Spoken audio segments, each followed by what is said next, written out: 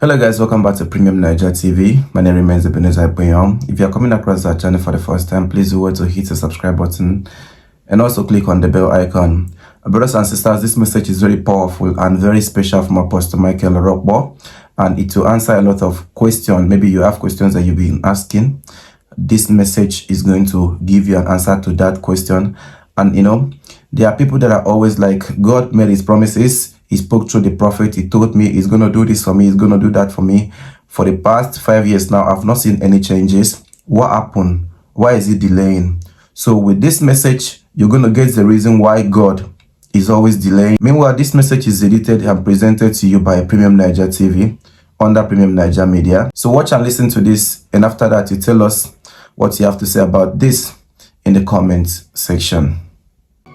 Many people are shipwrecked in the journey of faith because they excluded the trying sign.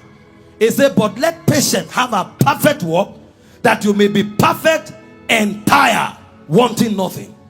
Anybody who has not reached the class of trial, there will be a lot of defects in his manifestation of faith. 1 Peter 1 verse 7. All the apostles knew this. All of them. All of them. Go to verse 6. Let's begin from there. I want to show you that that thing you are going through does not mean you won't get answer. I want to show you that that thing you are going through does not suggest that Satan is more powerful than God. I want to show you that that thing you are going through should not suggest to you that God has forsaken you. You are just in a class called trial of faith. And the earlier you understand it, the better. It says, wherein ye greatly rejoice, though now for a season, if need be, you are in heaviness through manifold temptation. This is Peter repeating what James said, almost verbatim. Verse 7, it said that the trial of your faith, being much more precious than of gold that perisheth, though it be tried with fire, might be found unto praise and honor and glory at the appearing of Jesus Christ. The reason faith giants will be commended by Christ is not just because of the results they have. It's also because of the character they sustained while having those results. Many times, God may not be glorified by your manifestation. There are times when your manifestations will glorify God. But many times, your character in your manifestation is what glorifies God. That's why today, many people are doing many wonders, but they bring reproach to God. Because they didn't go through this class of the trial of faith. He said, count it all joy. See, this class sometimes, right, can be so bad that people will mock you and tell you, we thought you say you are a man of God. Are you not the one singing everywhere, saying all things are possible to them that believe? They will mock you. Like Jesus was saying in Luke 4:23, physician, heal thyself. That's how bad it is sometimes. And as I list some of these trials, you will be shocked. But it will help you. And hear this, these trials don't destroy you. At the end of the day, if you stand, you will get the result. But you will get much more than result if you stand to the end. God allows trials so that we are perfected in the workings of faith. Two things I'll be addressing quickly are the major areas where faith is put to the test. And then I will show you the protocol that you must follow to route the trials of faith and come out victorious. So quickly, major areas where the faith of a man is tested. Number one, in the area of delay in divine promises. See, there are many times you are a faith man. God speaks to you. Maybe not even through a prophet. He will do this, he will do that. And according to the principles of faith, you believe it. You now declare it. The moment you declare it, then the whole heavens will shut. It will look as though you made a mistake talking about it. And because men are out to discredit your Christianity, they will come time and time again to taunt you and say, were you not the one who said 2 years ago that God was going to do this? Where is it? How come we have not seen it? Go and sit down. You people just be talking what you don't know. You will bite your finger. Sometimes you go back to prayer and say, God, didn't I hear you well? Then he will repeat it. To your biggest frustration, he will repeat it. Then you will come back thinking that, oh, it has been affirmed. If I say it now, it will happen. You will talk. Then heavens will be quiet for another 5 years. For those 5 years, you'll be moving around. You even begin to doubt whether it's God that used to speak to you. You start wondering, what's going on? Next time when God speaks on another issue, you will now become afraid of saying it. He's teaching you a lot of things, because you can become arrogant in faith. You can become a rascal. This is what helps you to manage your temperature, no matter what God is doing in your life. And this thing is worse with those who have made a name, because sometimes you say it in the public, then it doesn't happen. It's delayed. Nothing humbles you in faith like delay in God's promises, but it's part of the trials of faith. Look at Abraham. Genesis 12 from verse 1 to 3. This was where God promised Abraham a child first. Now the Lord said unto Abraham. Who spoke to Abraham? Is he a prophet? The Lord spoke unto Abraham, get thee out of thy country, from thy kindred, from thy father's house, unto the land that I will show thee. And then God began to speak in his majesty. And I will make thee a great nation. I will bless thee and make thy name great, and thou shalt be what? A blessing. Verse 3. And I will bless them that bless thee, curse them that curse thee, and in thee shall all the families of the earth be blessed. Verse 2 is where the promise is. I will make you a great nation. That means nations will come out of you. This is what God told one man. I will make thee a great nation. This guy was 75. No child. Now you come out and say, listen, nations will come out of me. And people look at you. You hope this your impotence and Sarah's barrenness is not affecting you. Can we suggest? So your family now will gather and say, you come. Then they are talking. When you come, they now stop. Then one person will stand up and give a speech in a most gracious manner. We have seen that what you are going through has been difficult for you, and we understand you are truly a strong man. But don't worry, we have made an arrangement for you to go on holiday, and then some of our family friends who are doctors, they will just come to check. You know what they are telling you politely? From the way you are going now, we suggest madness has entered the matter. To make things worse, the guy is leaving his country, he is leaving his kindred, he is denouncing his family. Even if you be a great nation, at least stay connected to your family now. Must you disconnect from your family to be a nation? That's what God told him. You have not had anyone. The one you have, you want to cut off. Is something not wrong with you? Abraham struggled and struggled when he started questioning God. Genesis 15 verse 5 and 6. This time around, God didn't just speak. The Bible said, and God brought him forth abroad and said, look now towards heaven and tell the stars, if you are able to number them, if you are able to number them. And he said unto him, so shall thy seed be. Abba, Father, I know you are God, I honor you, but the last time I said this, they called me mad. I've not had one. You are telling me my children will be as many as the stars? Let's begin with one first. No result. God was still speaking. That's how faith. Those are trials. There are some of you seated here. God told you, you will have a global ministry. You have fasted for 19 years. The ministry has not come. And when you humbled yourself to support those who are in ministry, they treat you like rag.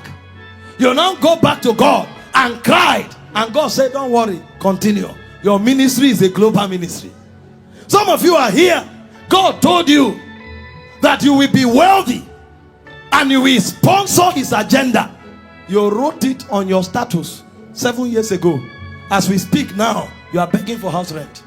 And the person you asked for help say, I saw this status. Are you not the one who sponsors why not start with your house rent? It's called the trial of faith. Do you know it took 25 years for Isaac to come? 25 years, solid years, before what is not a prophet. If he's a prophet, he will say, Kai, this prophet is not very strong. Maybe he didn't see where. It was the Almighty himself that spoke. It took 25 years. Now, do you know the frustration? Why Abraham was waiting for this, God was doing other things. But the one he wanted the most, that one took 25 years. The trial of faith. See, I don't know what God told you. I don't know where you declared it. It might even have embarrassed you. But hear this. This message came for your lifting. God sent me to declare to you today that the season of your answer has come.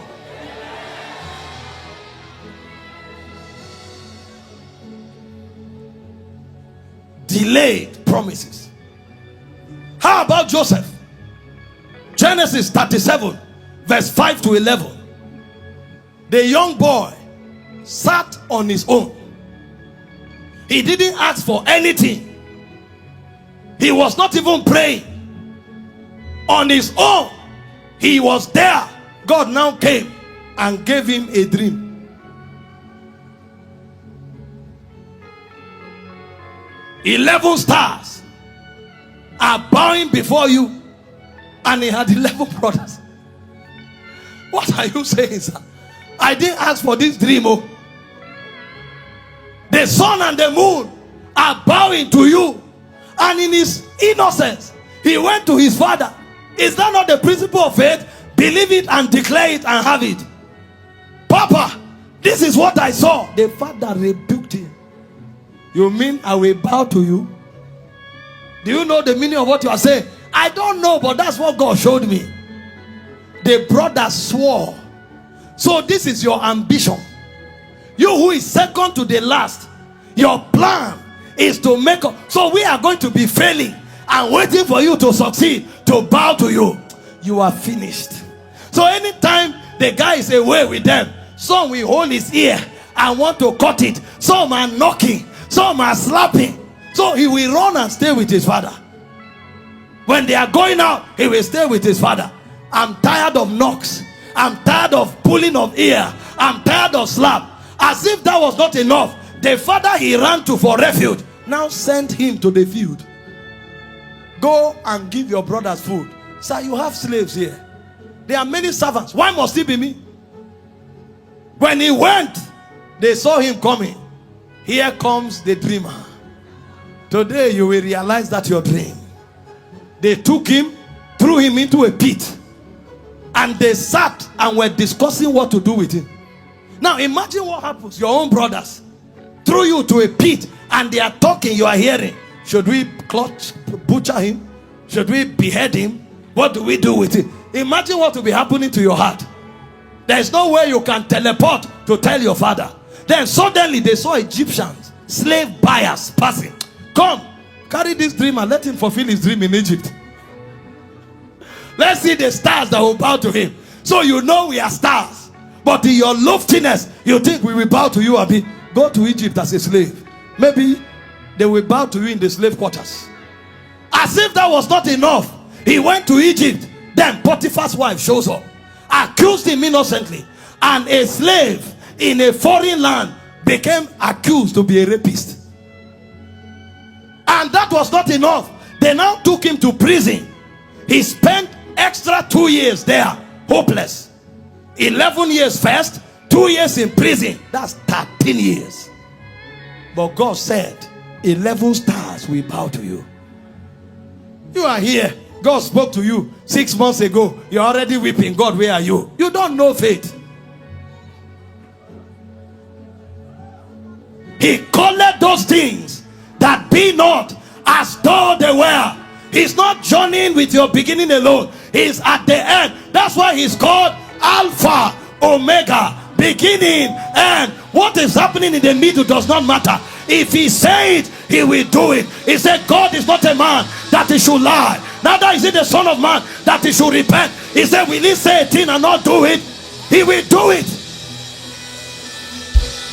They may have thrown you to a pit. It doesn't matter.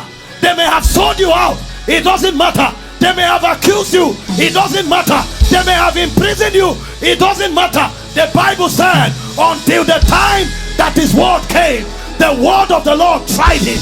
The king sent for to lose him.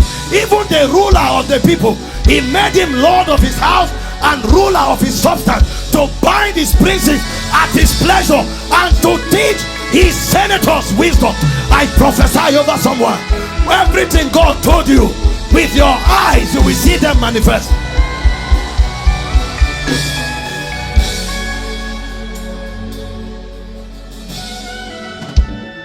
You know, sit down for a moment, please. Romans 15 verse 4 said, the things that were written aforetime, he said they were written for our learning, that we through patience and comfort of the scriptures might have hope. This is why these stories were gazetted. They were curated, chronicled for you, so that whatever you go through, you will not stagger.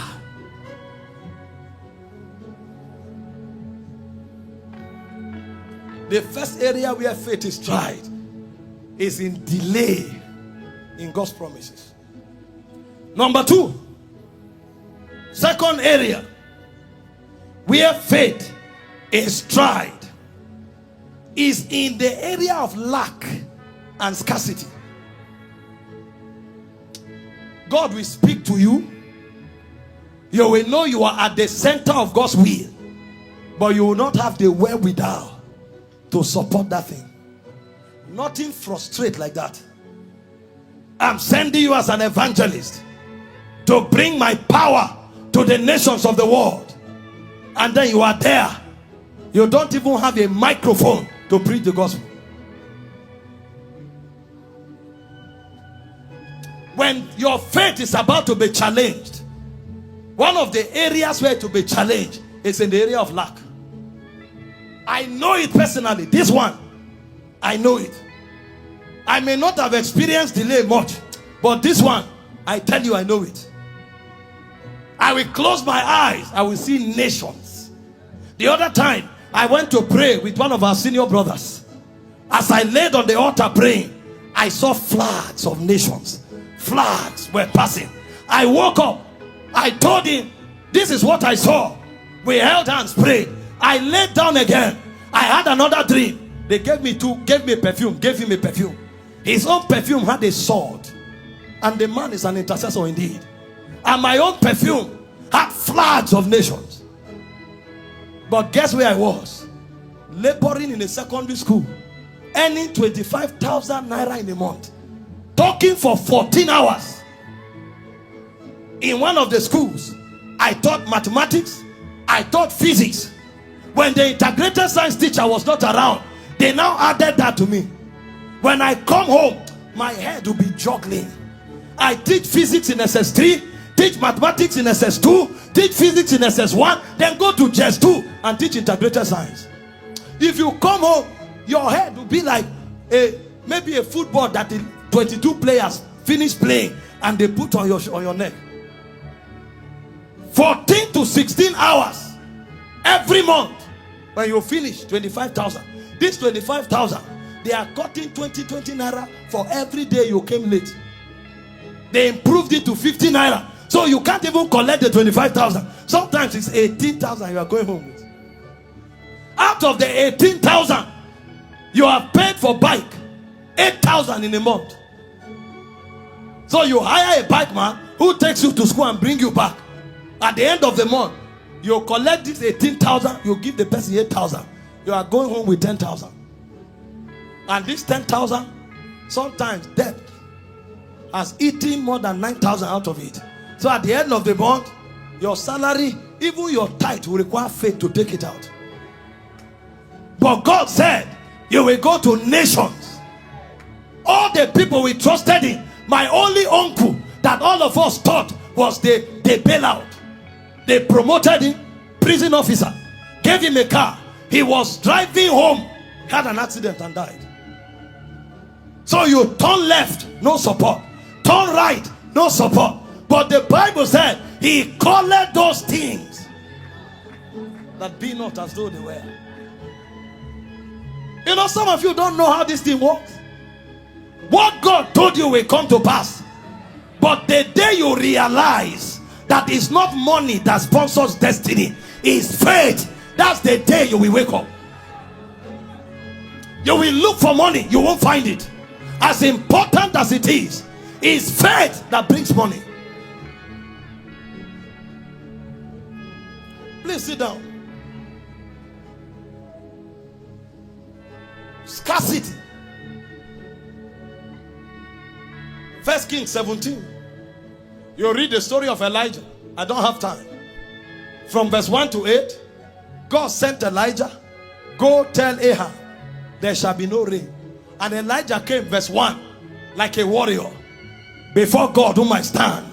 There shall be no rain or dew, doing the will of God. But the question is, how will you survive? I'm telling you how faith works. You know what God did? Sent the guy to a brook. He sat there for more than 1 year to survive. That's what scarcity will do. See, there are seasons of your life where God will hide you in a school for 4 years, because you need to pass through that season. All we have is enough to eat. Ravens will bring bread morning and evening. He will drink water from there. As if that was not enough, the water dried up. God now sent him. The only person available to be sent to was a widow. And Elijah came. The widow was gathering firewood. He said, give me a cup of water. As the widow wanted to go, he said, add cake. Who told you there's cake in this land? Are you not aware where we are? Are you not the one who shut the heaven? There's no cake anywhere. The one remaining, I want to eat it and die today. We have surrendered to death. And Elijah said, no, the cake won't finish. Go and make for me first. See, if you don't know faith, you will be shocked too. I said, what is left is to eat and die. He said, make for me first. God sent you on a mission. You thought wealth will come from everywhere. Then for 10 years, you are barely surviving. Barely surviving. Those are the things that teach you the way of faith. The question is, will that purpose be fulfilled? Yes, but you must pass through this class. The reason, no matter what amount of money comes to you tomorrow, it won't shake you, is because, like Paul, you have mastered how to abound and to abase. It's part of the syllabus of faith. So you can't move Paul with money. He knows what it means to suffer, to despair. He knows lack. Your rank as an apostle is not the money you account, it's the doggedness of your faith. In 2 Corinthians 8 verse 1, Paul said, I will not hide from you the suffering that we went through in Achaia. He said, we despaired even unto death. That's 2 Corinthians, I think 1 verse 8 now. The situation was so bad, it was as if they were dying. For we would not, brethren, have you ignorant of our trouble which came to us in Asia, that we were pressed out of measure, above strength, in so much that we despaired even of life. Verse 9. He said, but we had the sentence of death in ourselves, that we should not trust in ourselves, but in God. See, in the journey of faith, a time will come when you will lack so much that God will become your water. God will become your food. Nothing will come from anywhere. If you will eat something, you will trust God to eat. But it doesn't mean what God told you is a lie. It's part of the process. Many don't know this. That's why God spoke to them. They thought it will happen immediately. And when they are not seeing it, they give up. Those who know faith, they don't give up. They stand to the end. Because the end is what justifies the means. Number 3, persecution. When you start the journey of faith, there are times when God will send you to certain places. Your biggest mistake is to call yourself a Christian. The whole system will turn against you. They will frustrate you. In fact, they will do it with malice and with evil. Ask some of our brethren who are in the force. You go to the police force and say, I'm a Christian. They send you out, come back and come with a message. See, sometimes some of the jobs that Christians do, if they tell you their story, you will know they have more faith than some of the global prophets. You are doing a particular job because it is expected that people should lie, because marketing there is lying, and you say you won't lie. They will send you to a village where there's no light, and where there are bandits, and you will be there for 5 years. When they are promoting people, they will say your file is missing. You will come to headquarters to look for your file. Clerk will tell you, wait, I don't have big. I don't have big. It's not buy me big. Big is envelope. And because you can't do it, you will sit down from morning to evening for 2 weeks. Or God will come and enter. When they see you, yeah, give it. They will enter the office. Then they will enter and say, leave him. He has not seen anything. When he's tired, they will go back. And when you are tired, you will go back. What is your offense? I won't lie. What is your offense? I won't take bribe. And they will frustrate your life for 10 years. Meanwhile, God spoke to you. But your challenge is that you say you are a Christian. Let me show you scriptures. Daniel 3 verse 17. 3 Hebrew boys, Shadrach, Meshach, and Abednego. What was their error? They said they don't bow to any other thing apart from God. Are you serious?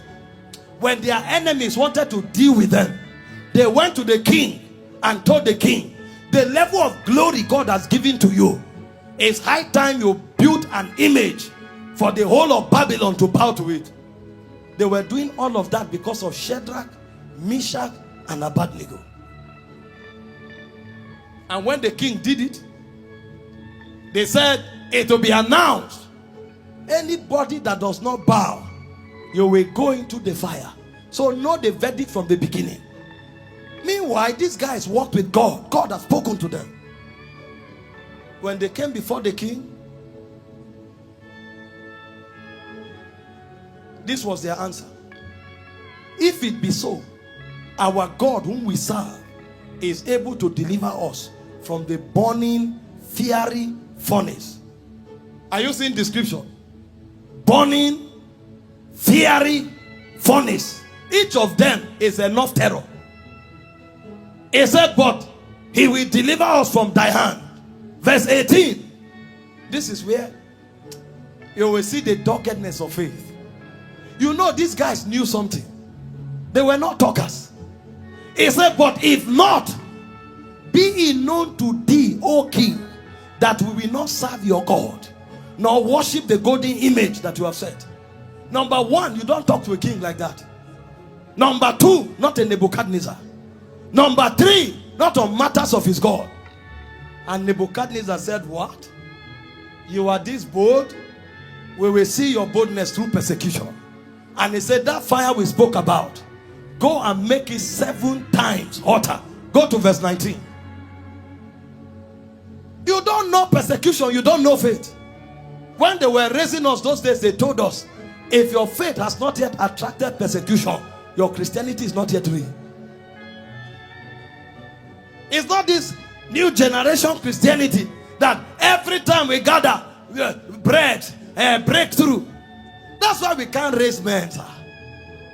Our whole idea of faith is God will do it, God will do it. There are faith that they survive persecution. How many of us here can stand for Jesus in our office if our boss persecutes us for 10 years and say we will not compromise? And we say we know faith. No wonder we are not seeing the powers of the patriarch. He said through faith they subdued kingdoms, they wrought righteousness, they obtained promises, they quenched the violence of fire, they shut the mouth of lions, they put to flight the armies of the alien. He said weak men were made valiant in battle. Weak men. Faith taught them something. They became warriors because God gave them a thick skin. We will not bow. And the king said, make the fire 7 times hotter. And to tell you they were not bluffing, they tied them. And they didn't just throw them. It was a ceremony. The king sat down with his officials. The whole city were watching how they will torment them with fire. But God showed up. See, God will show up for somebody. Your faith will not be in vain. I say God will show up for you. When the king threatens you, you may not see God. When they tied you, you may not see God. When they carried you, you may not see God. But when you enter the fire, Jesus will show up there. I say God will show up there. How about Daniel? Thrown into the den of the lion. Jesus said, blessed are ye when men persecute you because of your faith. When faith attracts persecution, celebrate. They did not read about the apostles. Acts chapter 4. When they caught them, they flogged them. Never preach in the name of this Christ. The Bible said they returned to their company and they celebrated that they too have been counted worthy to be persecuted for Jesus. Trials of faith. Faith sometimes will shut doors against you. Faith sometimes will throw you to the den of the lion. Faith sometimes will throw you into the furnace of fire. Faith does not only open doors, faith also shuts doors. There are places you go to because you call Jesus, they will relegate you to the back. But the excellency of faith is that everything you lost in time, God has a way through restoration at the right season to cover up all of those things. When you look at the life of Joseph, you thought those 13 years was a waste. From when he was sold by his brothers to his days in Potiphar's house, about 11 years, to the time in prison, about 2 years, you thought it was waste of time. But when God showed up, even Potiphar was no longer qualified to stand before Joseph. So the things you are losing, you are not losing them. God is aggregating them for you. At the right time, they will show up. This is why no matter the persecution, don't back down. Let people laugh. It's part of the story of faith. Number 4.